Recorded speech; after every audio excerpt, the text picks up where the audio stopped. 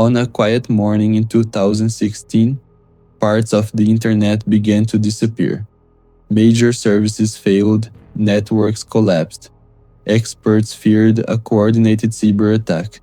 But what they discovered made even less sense, because it had started inside a Minecraft server.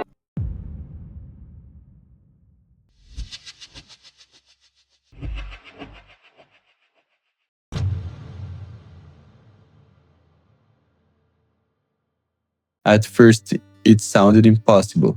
How could a block building video game have anything to do with one of the largest cyber attacks in history? It made no sense. And yet, the deeper investigators looked, the stranger the story became. To understand how this happened, you have to go back to a different internet, a time when Minecraft was exploding across the world. Millions of players weren't just joining servers to build houses or survive the night anymore. They were entering digital kingdoms, entire empires run by players, massive communities with wars, economies, politics, even power struggles. To outsiders, they looked like games, but to the people running them, they were businesses. Some servers had hundreds of thousands of players. Some generated thousands of dollars every month through paid ranks, virtual items, private access, exclusive abilities. The biggest owners weren't acting like gamers anymore. They were acting like competitors in a hidden industry. And where money exists, conflict follows. At first, the battles were subtle. Server owners tried to lure players away from rivals. Communities stole moderators from each other. Rumors spread. Sabotage happened quietly in chats and forums no outsider ever saw. But competition online has a way of escalating. Because when reputation becomes profit, attacking a rival becomes business. And soon, some server operators discovered a weapon far more effective than stealing players. If you could flood a rival server with enough traffic, you could make it vanish. One moment, it was full of players. The next, offline. No players, no donations, no income. It was digital warfare, hidden inside a children's game. And once these attacks began, they spread. What started as sabotage became an arms race. Whoever had the stronger attack won. Whoever could knock rivals offline survived. But there was a problem. Basic attacks weren't enough anymore. Rivalries intensified.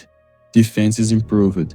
And some people involved in these underground wars began looking for something stronger, something scalable, something automated. They didn't realize it then, but they were moving toward the creation of a weapon that would escape their control. A tool built to win battles inside Minecraft that would eventually be turned against the internet itself. And when that happened, what began as a game would become something else entirely.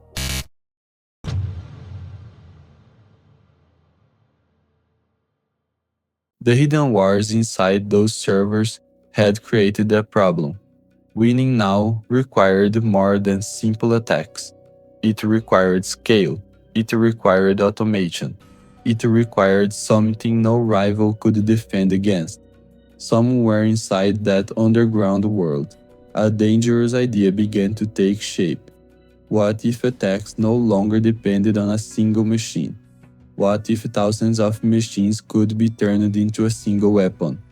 At the time, the internet was changing. Millions of new devices were coming online. Home routers, security cameras, digital video recorders, machines designed for convenience, not security. Always connected, rarely updated, often protected by default passwords. Nobody ever changed. To most people, they were ordinary electronics, invisible parts of daily life. But to the right people, they looked like an army waiting to be claimed. The concept was simple. In fact, enough vulnerable devices. link them together, and control them remotely. Instead of launching an attack from one source, you could launch it from thousands, or tens of thousands, or hundreds of thousands. A distributed weapon, a botnet, and in the underground world growing around those server wars. That idea began evolving fast. The attacks grew larger, stronger, harder to stop, and somewhere in that escalation, a new piece of malware appeared. Its name was Mirai. In Japanese, the word means future, but what it represented looked more like a warning. Mirai did something different. It hunted. It scanned the internet constantly, searching for exposed devices, not people, machines. When it found weak targets, it attempted common factory passwords, again and again and again, and when a device failed, it joined the swarm, quietly, silently, almost invisibly. One compromised device became 10, 10 became 1,000, 1,000 became hundreds of thousands, and all of it was happening in the background, while most of the world had no idea. Security researchers would later describe it almost like watching an organism spread, growing, adapting, multiplying. But the most unsettling part wasn't how fast Mirai spread. It was why it had been built. This wasn't originally a weapon designed for global cyber war. It had roots in smaller conflicts. Rivalries most people would have dismissed it as meaningless. And yet those small rivalries had produced something enormous. Because once a tool like Mirai exists, it doesn't stay small. Other actors notice. Other attackers adapt it. Code gets copied, modified, improved. A weapon stops belonging to its creators. And that is when dangerous things begin. By the time people started realizing what Mirai had become, a hidden army already existed across the internet. Hundreds of thousands of devices, waiting, listening, ready. What began as a way to dominate server wars had evolved into cyber infrastructure powerful enough to target nations, corporations, entire networks. Mirai was no longer just malware. It was a weapon platform. And like every weapon ever built, someone eventually decided to use it. And when they did, parts of the internet would go dark.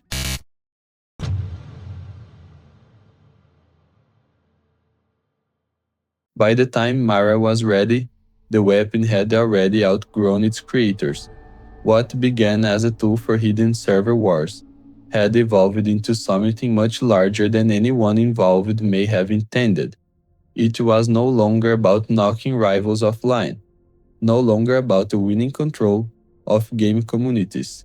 It had become something with real-world consequences, and sooner or later, someone was going to test what it could really do. At first, the warning signs were subtle. Security researchers began noticing attack traffic at a scale that felt abnormal, not larger than usual, larger than expected to be possible. Entire waves of malicious traffic appearing from thousands of devices at once, then tens of thousands, then more. Some researchers believed they were watching a new phase of cyber conflict emerge in real time, and they weren't wrong. Because Mirai wasn't simply launching attacks, it was demonstrating what distributed weapons could become. Then came the attacks that changed everything. Targets began absorbing traffic levels so extreme that veteran security teams struggled to explain what they were seeing. It was unlike ordinary criminal activity. It felt industrial, weaponized. Massive digital floods slammed into infrastructure at volumes that pushed the defenses to their limits. And each incident raised the same question: who was capable of doing this? Then came October 21st, 2016, the day much of the world noticed. At first, it looked like random outages, websites hanging, apps refusing to load, services behaving strangely, small disruptions. the kind people usually blame on bad connections. But then the failure spread, and spread fast. Users across regions began reporting the same thing. Platforms unreachable, services timing out, major sites going dark, Twitter, Spotify, Reddit, Netflix, GitHub, PayPal, news outlets, infrastructure people relied on every day. It felt impossible. How could so much fail at once? The answer pointed to something most people had never heard of. Dan, a company many users didn't even know they depended on, and yet massive parts of the internet relied on its DNS infrastructure. When Dean struggled, entire sections of the web struggled with it, and Mirai struck it with overwhelming force. Traffic generated not by supercomputers, but by hijacked cameras, routers, and forgotten devices scattered across the world, hundreds of thousands of them, possibly more, all turned into one coordinated assault, a digital storm, requests flooding in relentlessly, wave after wave after wave, like watching an ocean try to break a wall. For hours, parts of the internet staggered under the pressure, and for many watching it unfold, it felt like a glimpse into something far more dangerous. Because if a botnet, born from insecure consumer electronics, could do this, what might something larger do? That question terrified people, and it should have. But perhaps even stranger than the attack itself was where the roots of this story seemed to lead. Back to online rivalries, back to underground server wars, back, astonishingly, to conflicts tied to Minecraft. The origin sounded ridiculous, almost too absurd to tell seriously, and yet that absurdity was exactly what made it unforgettable. Because history is full of dangerous systems born from unexpected places, and Mirai belonged to that pattern. A weapon whose origins were not found in secret military laboratories, not inside government cyber programs, not in some classified bunker, but in small conflicts most people would have laughed off as meaningless: rival server owners, competitive sabotage, underground escalation, and eventually, malware. Step by step, small decisions built something enormous.